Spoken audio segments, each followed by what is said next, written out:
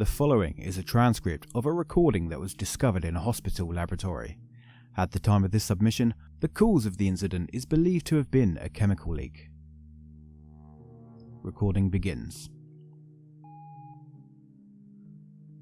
3 years ago, a team of scientists figured out how to stimulate the language centers of the brain while someone was sleeping. I was on the team that came after. The team which got to use that knowledge for our own experiments. It seemed important at the time to see what lied in the unconscious minds of everyday people. At first, we focused on written language. We sent out advertisements, often on college campuses or online, and after sifting through the inevitable unsolicited offers, we selected the best candidates to come in for a physical exam. We wanted people who didn't display any signs of mental issues, ones whose brains and bodies wouldn't reject the sleeping drug we would be injecting into their system. We ended up with 437 subjects, but we culled the group down to an even 400. Really, it was just an excuse to use a round number. We separated the final subjects into groups of 10 and laid them on comfy hospital beds in warm, dark rooms so they could sleep undisturbed. Everyone was excited for the experiment to begin, but there were little things to finish up first. We gave each subject a pen and a square piece of paper, all the while laughing at their nervous little jokes. Of course, we won't judge you if you draw dicks in your sleep, we assured the college freshman with zits all over his sweaty face. Anything you write is confidential, we assured the woman with the tan line where most people wore their wedding ring. We connected them to the machine that would send a current through their brain, activating their language centers as they slept. Then, we carefully injected the anesthetic into their veins and watched them drift off. We told them all, "Good night," before leaving them to their own devices. In a small room, the other researchers and I chatted for 6 hours, talking about graduate school and lab interns, while the subjects slumbered in their beds. After the allotted time had passed, we went in and helped everyone up, thanked them for their service, and paid them on the way out. We had them wait in a well-lit room to wake up a bit, offering cups of coffee before seeing them off. 400 people drove away in separate directions, and we figured that this was the end of it. We collected their papers and pens from the bedside tables, and then we read what they had written. We had originally theorized that people would draw abstract shapes, or scrawl out sloppy confessions that their dreams had dug up from the recesses of their minds. After all, that's what dreams are, right? Just a mix of whatever our brains have left over at the end of the day. We thought that we would see whatever lurked in those subconscious depths, whatever cute secrets the average citizen hides in their waking hours. Everyone, all 400 subjects, had written one word: help. There had been no hesitation, no question that it was a message that they wanted to send. The writing couldn't have been clearer if they had been awake. The penmanship, down to the pressure put on the pencil, was exactly the same on every sheet. We ran every scrap of paper, all 400 pieces, next to each other, one after another. All the same message: help. Of course, this was like something from an internet horror story, so we decided to repeat our experiment on a different group. Maybe someone had contaminated the earlier group, maybe this was a mistake. It would have been the biggest screw up in the lab's history, but a mistake nonetheless. We didn't want to think about the other option.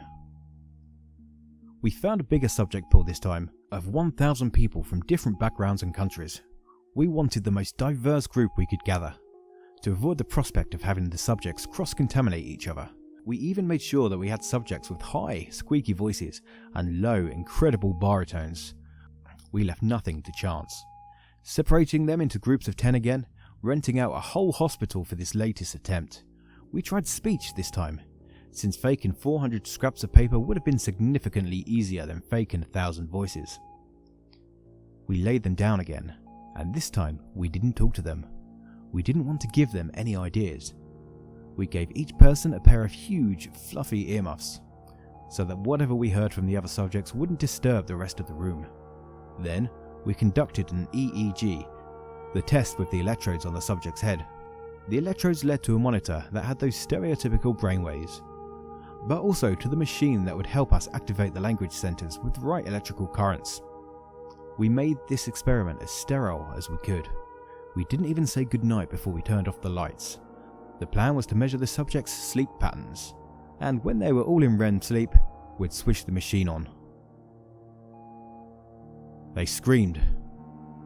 As soon as the switch was flipped, 1,000 mouths opened into gaping caverns. Their tongues rose from between their lips and their voices were like dying animals. Their bodies remained as still as boards, only with their wailing to suggest that they were anything but corpses.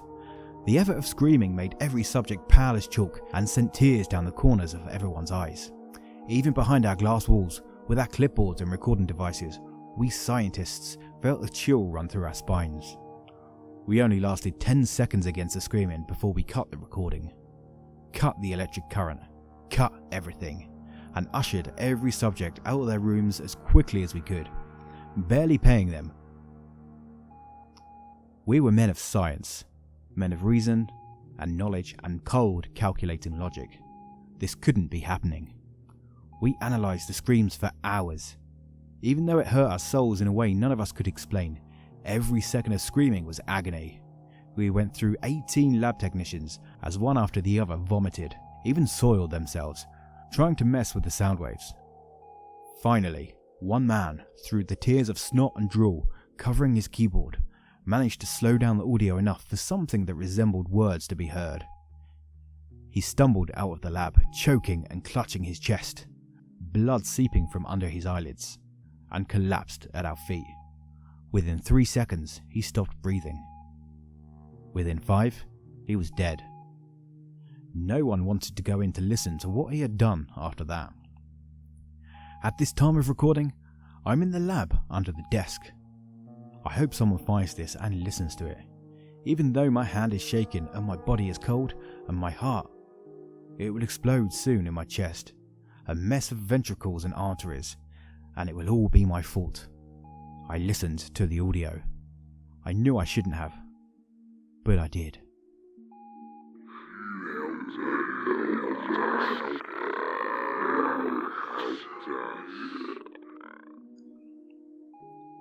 They're here now.